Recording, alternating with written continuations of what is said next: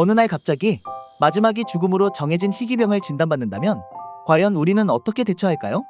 냉정하게 현실을 받아들이는 사람도 있을 거고 슬픔에 잠겨 허우적거리는 사람도 있을 겁니다. 둘 중 무엇이 옳다고 할 수는 없습니다. 둘 다 아주 자연스러운 반응일 뿐이죠. 여기 의사로서 누구보다 파킨슨병의 예후와 무서움을 잘 알고 있던 한 신경정신과 전문의의 사례가 있습니다. 나는 고등학교 2학년 때 친언니를 교통사고로 잃었다. 한참 공부에 집중해야 할 시기에 마음이 복잡하고 힘들었지만 열심히 공부해서 의대에 진학했다. 의대에 합격했지만 나를 축하해줄 언니는 곁에 없고 나 혼자 덩그러니 남았다는 사실이 그동안 억누르고 있던 슬픔을 터지게 만들었다. 뒤늦은 방황을 하고 있을 때 사촌 오빠가 나에게 다가왔다. 해남아, 인생에 최선만 있는 건 아니야. 최선이 안 되면 차선이 있고 차선이 안 되면 차차선도 있는 법이거든. 그래서 끝까지 가봐야 하는 게 인생이야. 나는 당시 그 의미를 정확하게는 이해할 수 없었지만 그 말은 나에게 많은 위로가 되었다. 어차피 살아야 할 인생이라면 잘 살고 싶었다. 그래서 의대에서 예과와 본과를 거치는 6년을 누구보다 치열하게 살았다. 그 후로 의사면허를 따고 대학병원에서 인턴 생활을 하던 중 나의 첫 아이를 응급실 환자를 보다가 유산했다. 내 아이를 지키지 못했다는 자책감과 미안함에 너무 힘들었지만 나는 잘 이겨냈다. 그 후로 두 아이를 낳고 시부모님을 모시며 아이 키우랴 일하랴 참 열심히 살아왔다. 그런데 이게 무슨 일인가? 파킨슨병입니다. 2001년 2월 강의가 있던 날 오전 나는 파킨슨병을 진단받았다. 40대 초반의 나의 병원을 개업해 이제 내 인생을 제대로 펼쳐보려 하는데 개업 1년 만에 파킨슨병을 진단받고 순간 머리가 쇠망치로 뒤통수를 얻어맞은 것처럼 멍해졌고 눈앞에 세상이 얼어붙었다. 그렇다고 예정된 강의를 취소할 수는 없는 노릇이어서 겨우 강의 마치고 나와 택시를 타려는데 갑자기 눈물이 쏟아졌다. 보통 파킨슨병에 걸리고 15년이 지나면 사망하거나 심각한 장애가 나타난다고 알려져 있고 치매, 우울증, 사고력 저하 등을 동반하여 아직까지 현대의학에서는 병의 진행을 늦추는 약만 있을 뿐 마땅한 치료법이 없는 불치병이다. 나는 만약 내가 불치병 환자가 되더라도 의사니까 이성적으로 판단해 현실을 빨리 받아들일 거라고 생각했다. 하지만 나는 의사였기 때문에 파킨슨병을 너무나 잘 알고 있었고 나의 미래가 훤히 그려져 더 우울했다. 내가 그 고통을 이겨낼 수 있을지 두려워 한 달간 침대에 누워서만 지냈다. 하지만 문득 누워있다 이런 생각이 들었다. 아직 발병 초기라 할 수 있는 게 많은데 내가 왜 이러고 있지? 즉각 나는 침대에서 일어났다. 파킨슨병을 겪으면서 나는 바로 코앞에 있는 화장실을 가는데 옷이 땀으로 흠뻑 젖고 혼자 옆으로 돌아눕거나 추울 때 스스로 이불을 덮기도 힘들었다. 화장실에 가는데 힘이 들어 꽈당 넘어지기를 몇 번 그냥 이대로 주저앉아 바지에 오줌을 싸버릴까 싶었지만 다 큰 어른이 바지에 오줌을 싸는 건 너무 비참하고 고통스러운 상황이었다. 파킨슨병은 온몸을 밧줄로 묶고 움직여보라고 하는 것과 마찬가지였다. 나는 집을 지고 다니는 달팽이가 된 기분이 들었다. 예전에는 알아서 착착 움직인 몸이 지금은 쉽게 움직이지 않고 집을 끌고 다니는 것처럼 작은 움직임조차 여간 어려운 일이 아니었다.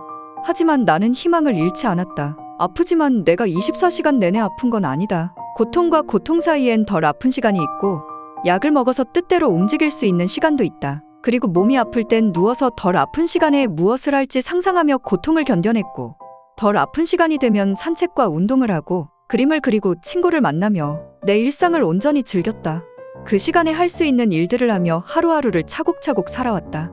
만약 내가 아프지 않았더라면 그 시간들을 소중히 여기지는 않았을 것이다. 비록 43살의 나이에 파킨슨병이 발병하고 나서 의사 일은 그만두었지만 그때부터 최근까지 많은 책을 내며 사람들에게 귀감과 희망을 주고 있다. 얼마 전 누군가 내게 물었다. 미국으로 유학 가서 정신분석 공부를 더 하고 죽을 때까지 의사로 살고 싶다던 꿈을 병 때문에 포기하게 되어 속상하지 않나요? 전혀 속상하지 않다고 하면 거짓말이겠지만 그래도 괜찮다. 지난 30년간 의사로 살았으면 됐다 싶다. 돌이켜보면 후회되는 게 왜 없겠는가? 그렇지만 살아가는 데 있어 걱정이 별 도움이 안 되듯 후회 또한 별 도움이 안 되긴 마찬가지다. 그동안은 인생을 너무 숙제처럼 해치우듯 살았다. 의사로, 엄마로, 아내로, 며느리로, 딸로 정작 누려야 할 삶의 즐거움들을 놓치며 아이 키우는 기쁨도 환자를 돌보는 성취감도 제대로 만끽하지 못한 채 스스로를 닥달하듯 살아왔다. 그래서 이제는 그러지 않으려고 한다. 다 잘해내려는 욕심을 내려놓고 나 자신을 챙기며 살기로 결심했다. 가끔 고통이 심할 때는 지치지도 하지만 괜찮다. 아픈 나의 손을 꼭 잡아주는 사람들이 내 곁에 있기 때문이다.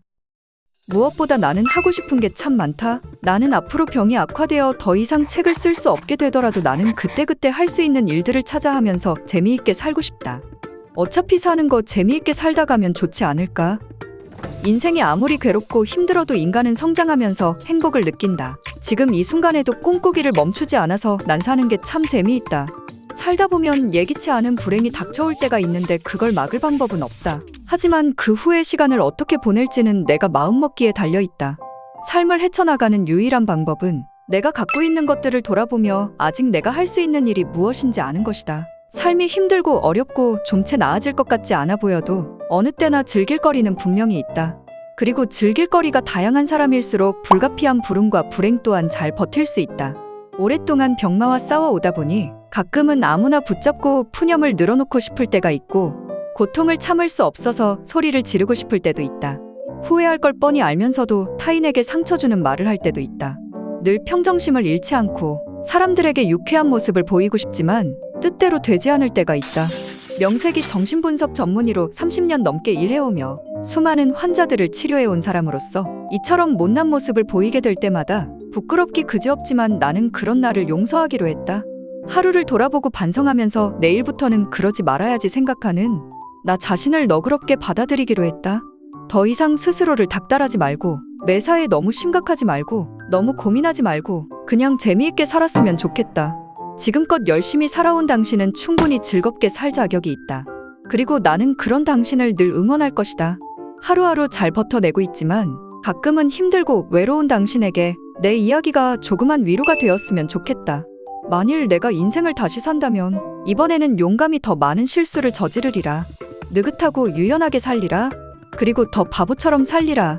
매사를 심각하게 생각하지 않을 것이며 더 많은 기회를 붙잡으리라. 더 많은 산을 오르고 더 많은 강을 헤엄치리라. 아이스크림은 더 많이 그리고 콩은 더 조금 먹으리라. 어쩌면 실제로 더 많은 문제가 있을 수도 있겠지만 일어나지도 않을 걱정거리를 상상하지는 않으리라.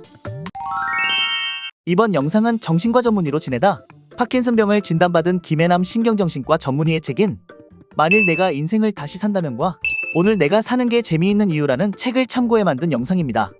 의사로서 누구보다 파킨슨병이라는 병의 무서움을 잘 알고 있었던 김혜남 선생님이 어떻게 병을 받아들이고 이겨내는지 볼 수 있는 유익한 책이었습니다.